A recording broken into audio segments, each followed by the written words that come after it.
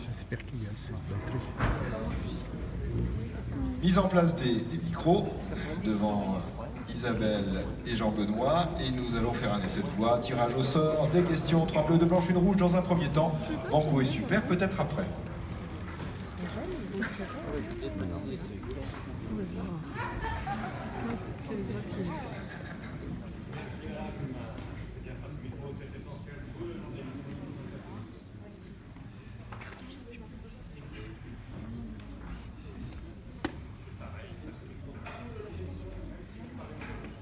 Tirage au sort des questions, c'est sérieux.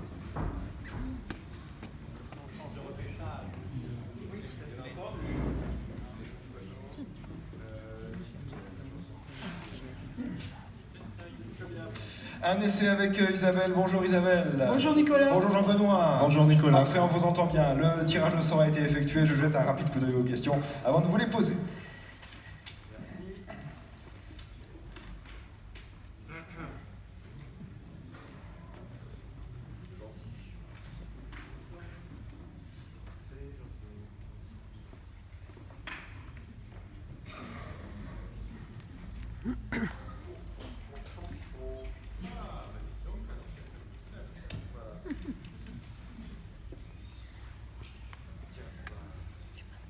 C'est bien. Alors nous sommes déjà le jeudi 13 juin. 5, 4, 3, 2, 1, 0. Chers amis, bonjour. Toujours à Samatan dans une folle ambiance, dans ce gros village du Gers, Samatan 2500 habitants, au sud-est d'Auch et pas loin de Toulouse non plus. Ce fut une place forte des princes de Comminges, cette petite région naturelle de Gascogne, résidence d'été. Et au 19e siècle, ont été construites pas moins de 3 halles. Alors si je vous parle des halles aujourd'hui encore, c'est que c'est vraiment l'emblème de Samatan. 3 halles qui sont encore les symboles du village, d'autant plus que Samatan, je précise que Samatan, ça s'écrit S-A-M-A-T-A-N, tout simplement. Samatan, c'est vraiment un pays de marché le lundi matin et une des capitales du foie gras. L'agriculture et le tourisme sont les points forts de l'activité locale, les deux étant de plus en plus liés d'ailleurs, puisque le tourisme gastronomique est en plein développement, mais on aime aussi ici le cadre naturel, station verte et station pêche, grâce en particulier au lac de Samatan de 9 hectares, avec sa base de loisirs, un village vacances-vacanciel, le camping municipal, l'aire de camping-car, et par ailleurs le pays du Savès, car c'est le nom en réalité de cette petite province historique dans laquelle se trouve Samatan. Le pays du Savès donc a organisé des itinéraires cyclotouristiques et le village a été pionnier dans le vélo à assistance électrique. On en parle de plus en plus et on va en parler de plus en plus de ce VAE, de ce vélo à assistance électrique. Ici, on le pratique depuis 2017. Ce sera donc, je reprends ma phrase, ici on le pratique depuis 2017, ce sera donc la 3e saison. Alors par exemple, soyons très concrets, on peut ici louer un vélo à assistance électrique à la mi-journée pour 18 €, à la journée pour 25 €. Et le vélo est vraiment dans la culture locale puisqu'il existe une école des métiers du vélo, non loin d'ici, à l'île Jourdain, pour apprendre la vente et la mécanique. Et pour les sportifs également, les encore plus sportif, disons, va bientôt exister à Samatan un pump track. Qu'est-ce que c'est ? C'est une piste aménagée avec des bosses et des virages relevés pour pratiquer le VTT, la trottinette et le BMX, le vélo cross hyper sportif. Et ce pump track devrait être mis en place le mois prochain, au mois de juillet. Dans le Gers où nous passons la semaine, le jeu tend ses micros aujourd'hui à Isabelle Sirvin et Jean-Benoît Mébec.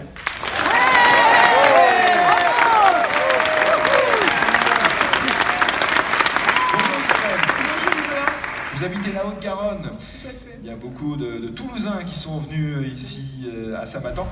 Isabelle, où habitez-vous précisément Saint-Clair-de-Rivière, c'est à 20 km d'ici. Oui, alors à part la randonnée, le cinéma, le théâtre, la lecture et les voyages, qu'aimez-vous dans la vie, Isabelle? On élimine tout ça. Et qu'est-ce qui reste alors dans votre existence?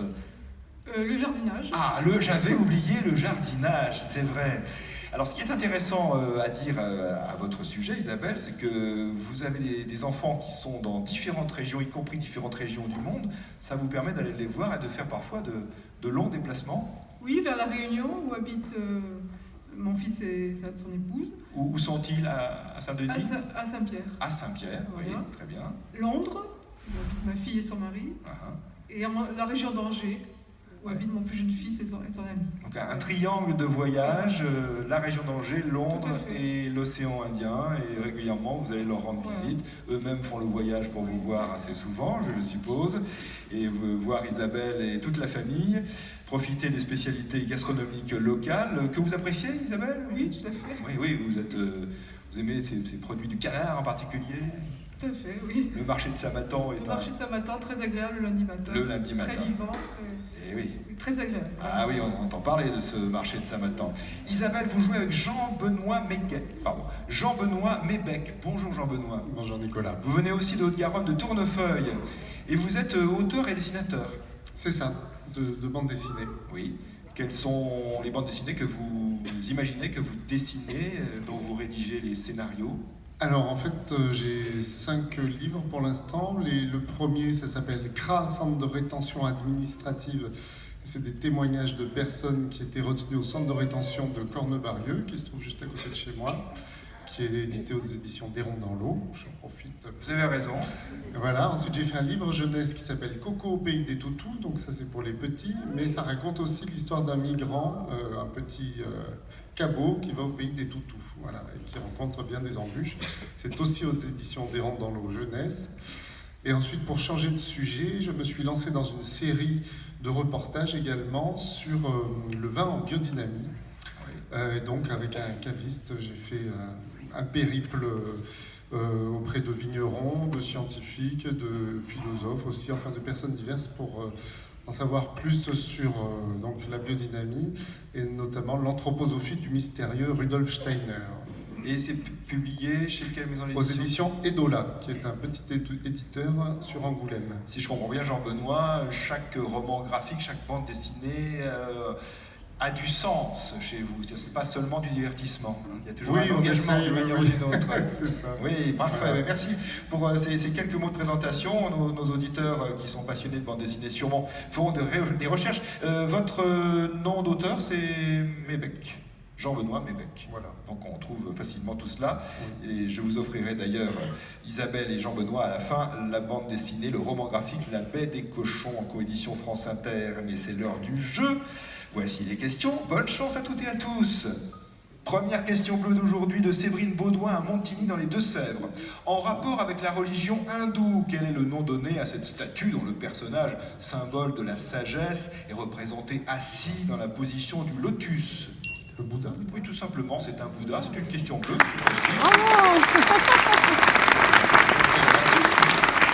Relativement facile. Deuxième question bleue d'aujourd'hui, de Jean-Claude Le Saffre à Montgeron dans l'Essonne. Le 8 avril 1904, un accord a été signé entre la France et l'Angleterre. Une série d'accords, en fait, d'accords bilatéraux réglant certains contentieux. Et cet accord, en l'occurrence le 8 avril 1904, a été signé par l'ambassadeur de France et un ministre britannique.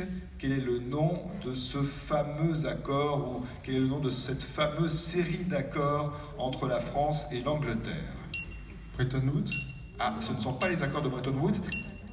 Alors, c'est vraiment un accord bilatéral entre la France et l'Angleterre. La Triple Alliance? Non, pas la Triple Alliance, mais non, on cite ça souvent pour parler de nos relations avec nos amis britanniques. C'est une expression qui a également été employée précédemment au XIXe siècle. Ah oui, entre la France et l'Angleterre, on dit que c'est devenu presque un terme générique pour désigner nos relations quand elles sont bonnes. Voici une question bleue aussi, une question de Marie-Jeanne Alain à Châteaubriand. Quel est ce peintre et graveur français, l'un des principaux représentants de la peinture informelle, dont le musée se trouve dans sa ville natale de Rhodes? Et ce peintre va fêter ses 100 ans. Il y aura d'ailleurs une exposition au musée du Louvre à partir du mois de décembre de cette année 2019, une grande rétrospective qui est cet artiste. Soulage. Pierre Soulage,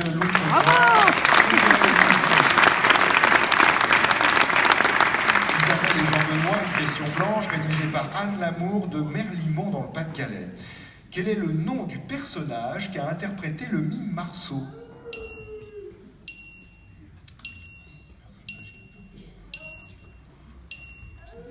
personnage créé en 1947 par Marcel Marceau, et son personnage s'appelait, c'est un petit nom très court. Pim. Ah, pas Pip. Pardon? Pipe. Pipe, non, ceci n'est pas une pipe, mais type. Et ceci est un... Mip. Mip, non. Pip, non, je sais pas. Oui, vous avez dit pipe, oui, mais ce n'est pas pipe, mais pas loin. Question mise de côté dans la deuxième partie du jeu. Pour la deuxième partie du jeu, j'enchaîne avec cette autre question blanche de Quentin Le Bastard à Sucé-sur-Erdre en Loire-Atlantique. Barthélemy Timonier a inventé en 1830 une machine qui a facilité la vie quotidienne, notamment des dames, même si maintenant tout le monde doit s'y mettre, les hommes compris, mais quelle est cette machine ? En 1830, Barthélemy Timonier Le fer à repasser. est l'inventeur non pas du fer à repasser, La machine à laver. pas la machine à laver, La table à repasser. pas la table à repasser. Je vois que vous aimez participer aux tâches ménagères, Jean-Benoît. Alors poussons un peu plus. C'est bien une machine. Une machine à quoi? Une machine à laver. À cambrer les bananes? Non, ce n'est pas ça. Non, ce n'est pas la machine, ce n'est pas le lave-vaisselle. Une machine à coudre. Et oui,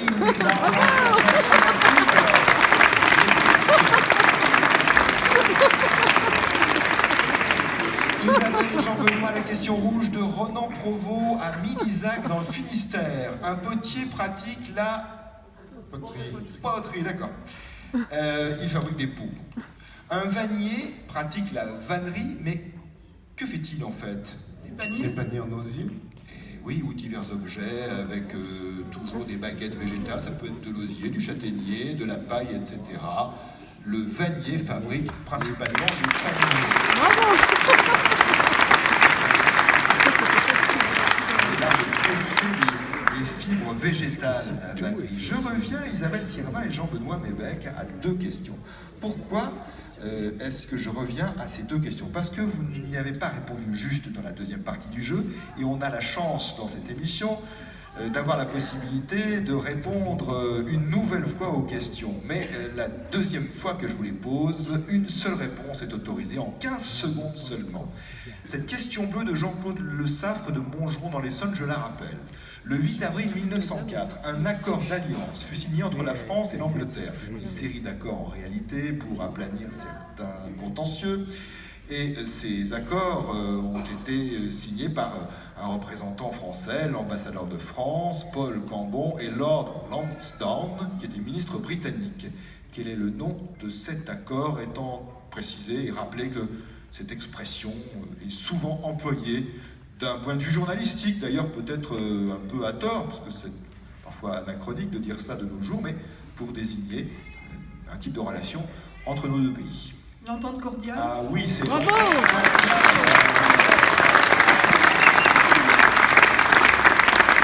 blanche. Attention, il faut trouver le nom du personnage créé par le mime Marceau en 1947, et c'est Anne Lamour de Merlimont dans le Pas-de-Calais qui vous le demande encore. Pipo. Non. C'est Bip. Pipe. Non, pas Bip, Bip. Avec un B au début, comme Bernard. Bip, c'est ça. Oui, B-I-P. B-I-P. Personnage créé par le mime Marceau. Anne Lamour, dans le Pas-de-Calais, à Merlimont, recevra 30 € pour cette question blanche. Isabelle Sirvin, Jean-Benoît Mébec, vous pouvez vous arrêter, mais en passant par le repêchage, vous pouvez encore tenter le... Banco, banco, banco,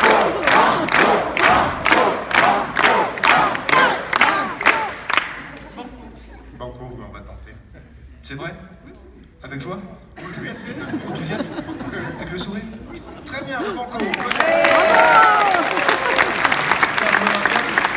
vous voulez répondre à la question repêchage, c'est aujourd'hui un film qu'il va falloir trouver, dont il va falloir trouver le nom à partir de cet extrait musical.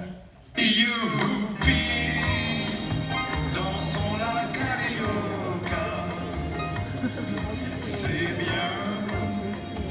Faites tous comme moi. Youpi, avec la carioca. Tant pis s'il faut dire aux autres danse pourquoi. On en a beaucoup parlé à l'occasion du Festival de Cannes. Est-ce un extrait de Astérix et Obélix, Mission Cléopâtre, Gazon maudit ou La Cité de la Peur. La Cité de la Peur. Sans hésiter, pour les 25 ans d'ailleurs de La Cité de la Peur.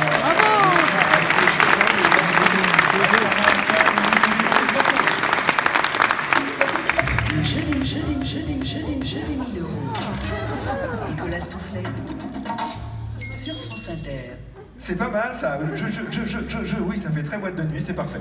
Alors, on repartira avec le même sonal tout à l'heure. Je vais le tester, oui. Le jeu des 1000 euros. Nicolas Toufflet. Ah oui, il y a un petit problème. Oui. Ah non, c'est toi qui l'as arrêté, d'accord, ok. Ah bon. Donc tirage au sort de la question pour vous. Effectué? Oui, je suis là, merci monsieur. Ah, parfait. Nous repartons. Le jeu des 1000 euros. Nicolas Toufflet sur France Inter. Une question de Jacques Jornet de Moulins. Cette tache jaune est la zone de la rétine caractérisée par une concentration maximale de cônes. Elle est située au fond de l'œil, dans l'axe de la pupille. Elle a un diamètre d'environ 5,5 mm et elle permet la vision des détails en éclairage diurne. Quel est son nom? Étant précisé que c'est un nom qui est souvent évoqué en cas de maladie. Je rappelle la question. Cette tache jaune est la zone de la rétine caractérisée par une concentration maximale de cônes. Elle se trouve au fond de l'œil, dans l'axe de la pupille. Elle a un diamètre d'environ 5,5 mm et elle permet la vision des détails en éclairage diurne. Quel est le nom de cette zone de la rétine?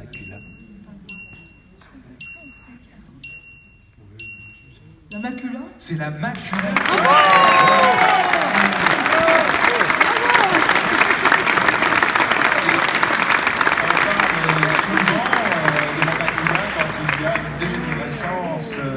Maculaire liée à l'âge, cette maladie qui commence par toucher cette zone, la zone maculaire. Vous avez gagné les 500 € du banc. Oui, vous pouvez tenter le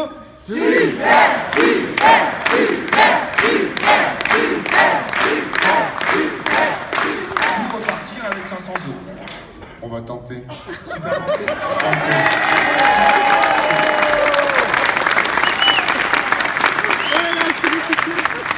La dernière question d'aujourd'hui, c'est une question qui nous est parvenue via franceinter.fr. Elle a été rédigée par Sylvain Chicot qui habite Paris 11e.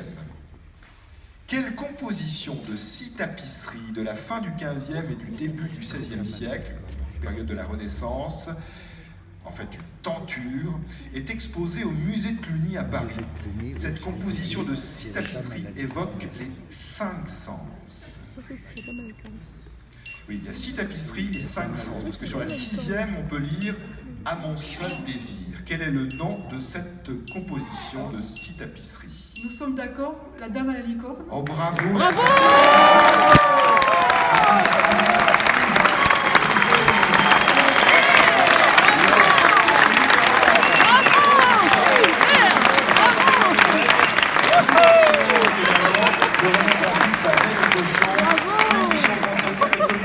Passez une bonne journée et bien sûr, à demain, si vous le voulez bien.